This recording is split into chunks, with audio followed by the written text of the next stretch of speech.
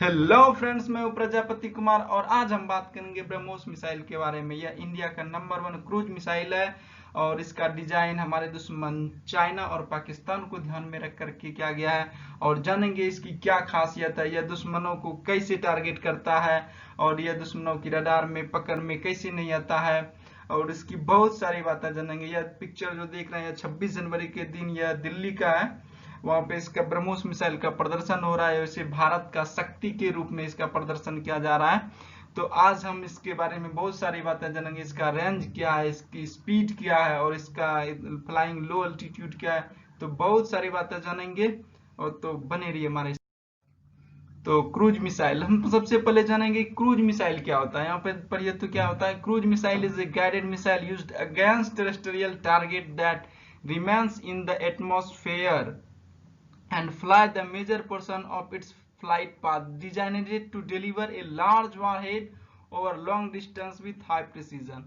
तो cruise missile एक guided missile होता है। यहाँ पे क्या है, cruise missile is a guided missile. Guided missile का मतलब होता है कि अगर हमने मिसाइल को लॉन्च कर दिया तो उसके बाद भी हम उसकी डायरेक्शन को चेंज कर सकते हैं या उसके टारगेट को चेंज कर सकते हैं। बट इसका अपोजिट होता है फायर एंड फॉरगेट मिसाइल। अगर फायर एंड फॉरगेट मिसाइल में क्या होता है, अगर उस मिसाइल को हमने लॉन्च कर दी तो फिर हम उसकी डायरेक्शन को चेंज नहीं कर सकते हैं, टारगेट को भी चेंज नहीं कर सकते। That is called fire and forget missile. तो कहता है कि इसका जो मेजर पोर्शन फ्लाई करने का जो पाथ होता है वो फ्लाइट का ही पाथ है। जिस तरह से आपने देखा होगा कि आकाश में हवाई जहाज उड़ते हैं, उसी तरह से यह मिसाइल उसी पाथ को फॉलो करते उड़ता है, लेकिन लो अल्टीट्यूड में उड़ता है। Designed to deliver a large warhead. इसका डिजाइन इस तरह से किया गया है कि एक अच्छा खासा बारूद एक अच्छी खासी दूरी तक ले जा सकता है और बहुत अच्छी टारगेट के साथ उसको हिट कर सकता है अपने टारगेट को। और आप जो यह डिजाइन देख रहे हैं, यह डिजाइन क्रूज मिसाइल के इंटरनल पार्ट का है। ऑफकोर्स ये ब्रह्मोस मिसाइल का डिजाइन तो नहीं है, लेकिन हमने क्रूज मिसाइल को समझने के लिए यह डिजाइन मुझे बहुत सुटेबल लगा तो मैंने डिजाइन लिया। यह टॉमहावक क्रूज मिसाइल है जो यूएस नेवी का मिसाइल है, सबसोनिक मिसाइल है। और इसके बाद इसका डिजाइन इसको हमने इसलिए लिया कि ताकि हम क्रूज मिसाइल के डिजाइन को समझ सकें कि इंटरनल डिजाइन इसका कैसा है। तो चलिए जानते हैं इसके बारे में। तो देखिए, क्रूज मिसाइल कोई भी उसमें सबसे आगे होता है गाइडेंस सिस्टम, गाइडेंस सेक्शन होता है। इसमें हम कंट्रोल रूम से इसको गाइड कर सकते हैं। उसके बाद होता है यहाँ पर देखिए फ्यूल टैंक सेकेंड पार्ट में। तो फ्यूल टैंक जो है इसमें फ्यूल होता है और उसके बाद आप यहाँ पे देख रहे हैं कि ये वाला पोर्शन है, इसमें पेलोड में मतलब बारूद रहता है जो कि विस्फोटक पदार्थ कह सकते हैं। उसके बाद ये देखते हैं विंग, जो एयरक्राफ्ट विंग में विंग यूज होती है, एक उसी तरह का विंग सेक्शन इसमें लगा होता है ये विंग। लेकिन यह विंग जो है एयरक्राफ्ट से काफी छोटा होता है, क्योंकि एयरक्राफ्ट में बड़ी विंग होती है, इसमें उतना बड़ा विंग नहीं होता, छोटा विंग होता है। उसके बाद यहाँ पर आप देख सकते हैं ये है जेट इंजन। जो जेट इंजन आपने देखे होंगे एयरक्राफ्ट में लगते हैं, वही इंजन इसमें लगते हैं, बस उसका इसमें क्या होता है साइज छोटा होता है। और उसके बाद ये जो पीछे में जो देखते हैं कि ये विंग्स है, इसको फिन बोलते हैं। हाँ, तो ये फिन इसको बोलते हैं। ये विंग्स ही एक प्रकार का होता है लेकिन बहुत छोटा होता है।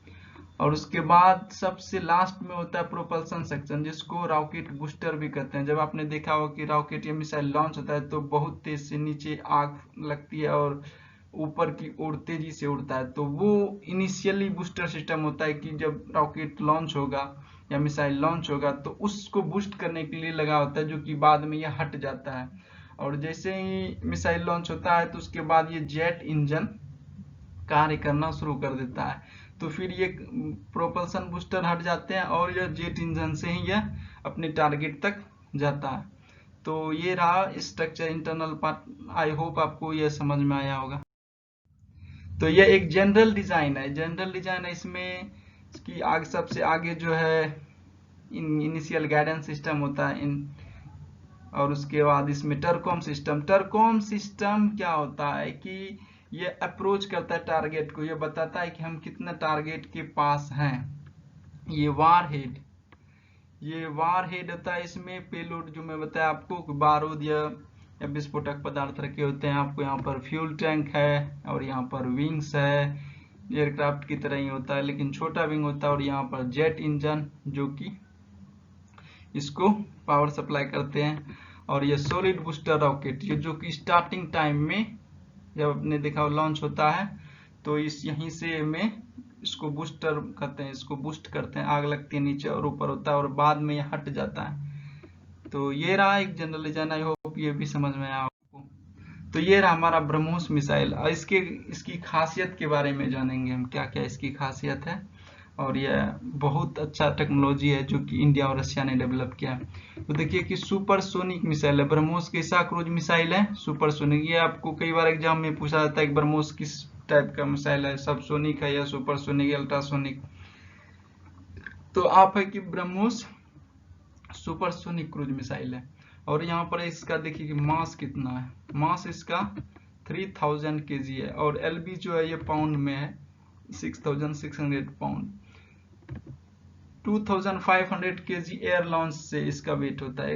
अगर मिसाइल जो कि एयरक्राफ्ट से हम उसको लॉन्च करते हैं उसका वेट 2500 kg यानी 2500 और मास 3000 kg होता है जनरली।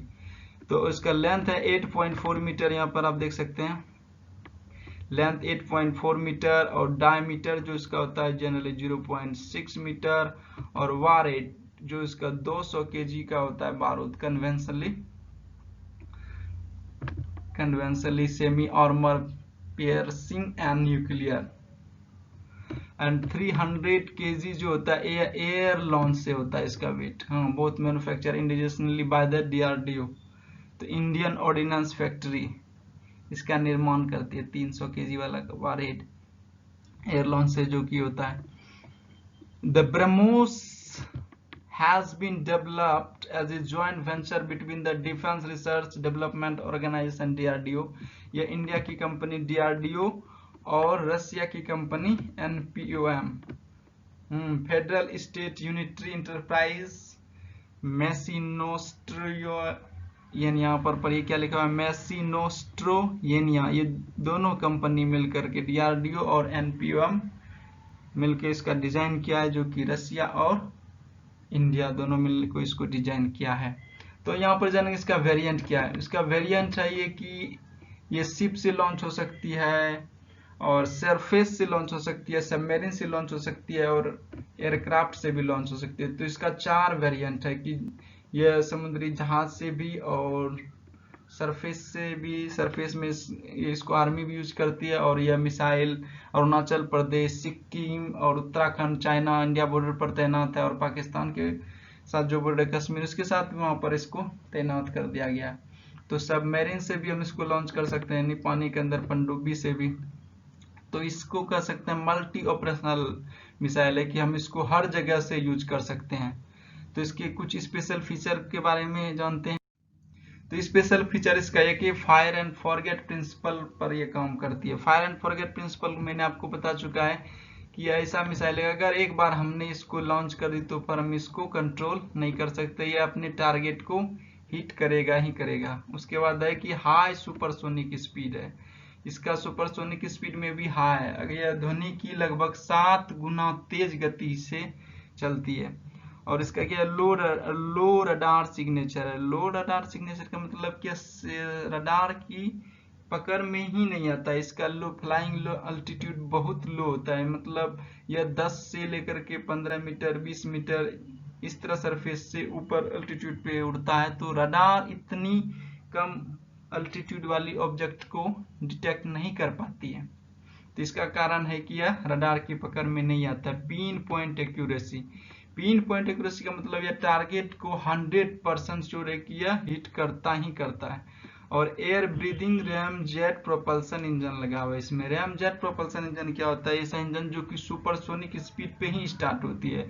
तो मैंने शुरू में बताया था कि रॉकेट जब लॉन्च होती है मिसाइल तो बूस्टर उसको शुरू में बूस्ट करके लाता है, वो बूस्टर इसको सुपरसोनिक स्पीड देता है, उसके बाद ये रैम जेट इंजन स्टार्ट हो जाता है, उसके बाद इसको यह हाई सुपरसोनिक स्पीड प्रोवाइड करती है।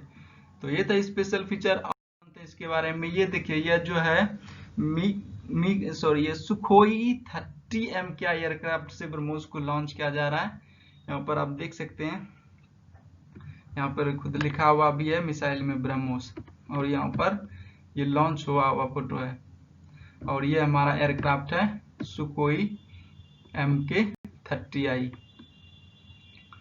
नेक्स्ट देखते हैं, ये देखिए शिप से लॉन्च होता हुआ दिखाई दे रहा है, शिप वेरिएंट है, ये शिप से भी लॉन्च हो सकता है। और इसका मिनिमम अल्टीट्यूड समुद्री सरफेस में 3 से 4 मीटर होता है, जो कि बहुत कम होता है समुद्री सरफेस के लिए, और इसको यहाँ पर रडार को डिटेक्ट करना बहुत मुश्किल होता है।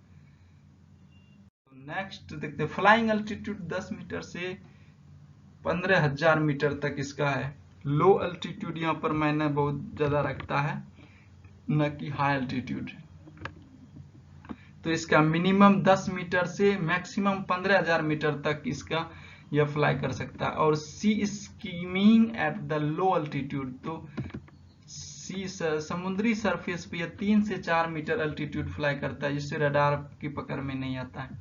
तो सुकोई MK30 aircraft equipped air BrahMos, तो मैंने बताया कि यह सुकोई 30 MK एयरक्राफ्ट जो है यह ब्रह्मोस मिसाइल को ऑपरेट करती है, मतलब ब्रह्मोस को इससे लॉन्च किया जा सकता है और करता भी है।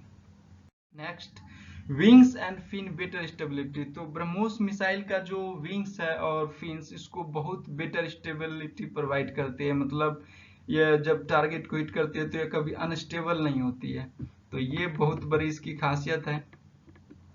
और क्या कि solid propellant rocket for initial acceleration of the missile, और इनिशियल में मैंने बताया था कि सॉलिड प्रोपेलेंट बूस्टर लगा होता है, जो कि बहुत ज्यादा उस समय उसको थ्रस्ट प्रोवाइड करता है। तो ये उसमें सॉलिड कैसा प्रोपेलेंट यूज होता है, तो सॉलिड प्रोपेलेंट यूज होता है। रेंज इसका क्या है ब्रह्मोस का, तो 300 से 500 किलोमीटर तक रेंज है, और यह चाइना पाकिस्तान बॉर्डर पर तैनात है। यहाँ पर जो मैंने बताया कि आपको अरुणाचल प्रदेश, सिक्किम, उत्तराखंड, हिमाचल प्रदेश और जम्मू कश्मीर, लद्दाख में यह तैनात है मिसाइल। इसका मैक स्पीड देखा जाए तो 7 मैक स्पीड, इसका मतलब होता है कि 2382 मीटर पर सेकेंड, और जनरली बोल सकते हैं ध्वनि की गति से 7 गुना तेजी से यह चलती है, तो बहुत काफी अच्छी खासी स्पीड है। तो ये मैंने आज बताया आपको ब्रह्मोस के बारे में, और ये बहुत खूबसूरत लाइन है। कुछ बात है कि हस्ती मिटती नहीं हमारी, सदियों रहा है दुश्मन दौरे जमा हमारा, सारे जहां से अच्छा हिंदुस्तान हमारा। Like share and subscribe, thanks for watching. आपको अच्छा लगा तो लाइक करिए, इस तरह के वीडियो और मैं लेके आते रहूंगा, आकाश मिसाइल के बारे में, नाग मिसाइल के बारे में, हेलिना मिसाइल के बारे में, तो मैं इस तरह का वीडियो बनाते रहूंगा। तो थैंक्स फॉर वाचिंग।